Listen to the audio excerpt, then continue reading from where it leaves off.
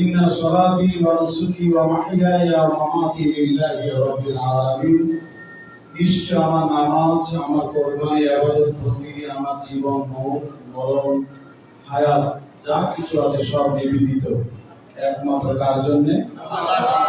জোরে শুনতে চাই, কার জন্য? আসে মহিমাময় দিনগুলি অতিক্রম করে আজকে আবার বাড়তি ঈদের আনন্দকে বুকে ধারণ করে মুখে হাসি ফুটাবার জন্য বাংলাদেশ জামাত ইসলামী যে সুন্দর ঈদ পূর্ববিরতির ব্যবস্থা করেছেন, আমি ওনাদেরকে মোবারকবাদ অবশ্যই দিতে হচ্ছে। যেহেতু আজকে ঈদ পূর্ববিরতি, আমি লক্ষ্য করেছি যারা বক্তব্য দেয় তাদের ফিডব্যাক হিসাবে আমরা কিন্তু নীরব ছিলাম। নীরব থাকবো কেন? আমরা মারহাবা বলতে পারি, ধন্যবাদ বলতে পারি, হাততালির অবস্থা না থাকলেও কিন্তু আমাদের মুখ তালিতেও চলতে পারে।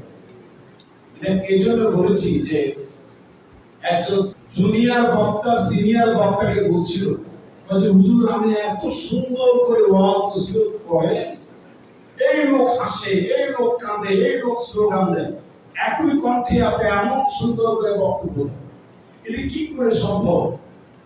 তোমার দুইটা ফর্মুলা দিই। একটা হচ্ছে তুমি যখন জান্নাতের ওয়াজ করবে তখন তোমার চেহারা সুরতের মধ্যে একটা হাস্য উজ্জ্বল ভাব অবশ্যই তুমি বজায় রাখবে। কিসের বয়ানটা করার সময়?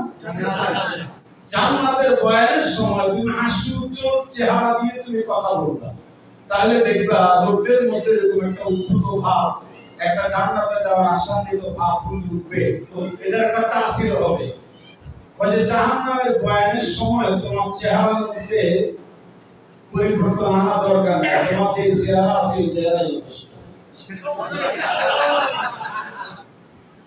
মানে চেহারাটা সুবিধাজনক না। জাহান্নামের বয়ানের সময় তোমার চেহারার মধ্যে পরিবর্তনের দরকার নেই, যে চেহারা আছে এই চেহারাই চলবে। তাহলে আপনারা তো কোরবানির গোশত খাওয়ার পরে এই প্রোগ্রাম, আজকের এই প্রোগ্রাম ঈদ পূর্ণিমাতে, ঈদ মানে আনন্দ, ঈদ মানে উৎসব, ঈদ মানে হাস্য উজ্জ্বলতা। তা আমরা কি আপাতত জোর করে একটা হাসি দিতে পারি?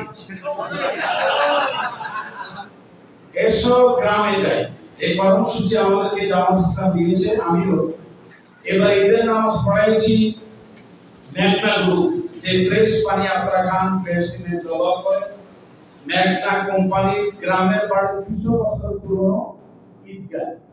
নামাজ পড়াইছে, হাজার হাজার লোক ছিল। আমি বললাম যে আমি ঈদের নামাজ পড়াই চলে যাব। তারা বলছে যে আমাদের ওরা 5 ভাই, তার মধ্যে একজন হচ্ছে মোহাম্মদ জাকারিয়া সাহেব, যিনি বিগত সরকারের নির্যাতন এবং নিষেধাজ্ঞার কারণে দেশে যেতে পারেনি। আমার কাছে আমি ওখানে দোয়া করেছি, আর 4 ভাই আমাকে নিয়ে খাবে। তা বললাম যে রান্না বাড়া কুরবানি তো দেরি হবে, আমি একটু গ্রামের বাড়িতে যাব। তো গ্রামের বাড়িতে যাওয়ার জন্য ওনাদের পক্ষ থেকে আমাকে একটা প্রাইভেট কার দিলেন, ড্রাইভার দিলেন, এবং আমার সিকিউরিটির জন্য একজন লোক নিয়োগ করলেন। আলহামদুলিল্লাহ ওনাদের গাড়িতে নিয়ে গ্রামে গিয়েছি। আত্মীয়স্বজন, বোন, ভাই, চাচা অসুস্থ ছিল, তাকে দেখে আসলাম। কারণ একজন অসুস্থ রোগীকে যদি অসুস্থ রোগীকে দেখলে তার সাথে থাকলে আল্লাহর সাথে থাকা স্বামী। তো আজকেও বাড়তি আনন্দ দেওয়ার জন্য বাংলাদেশ জামাত ইসলামী যে কার্যক্রমটা হাতে নিয়েছেন, আল্লাহ আমাদের হায়াত দারাজ করুন। যারা শাহাদাত বরণ করেছেন তাদেরকে আল্লাহ জান্নাতুল ফেরদৌসে মেহমান বানান। এবং আমার ছেলে যাতে আপনারা আহত হয়েছে তাকে আল্লাহ সুস্থ রাখুন, স্বাভাবিক জীবন ফিরে দিন। এই কামনা ব্যক্ত করে বিদায় নিচ্ছি। আসসালামু আলাইকুম ওয়া রাহমাতুল্লাহি ওয়া বারাকাতুহু।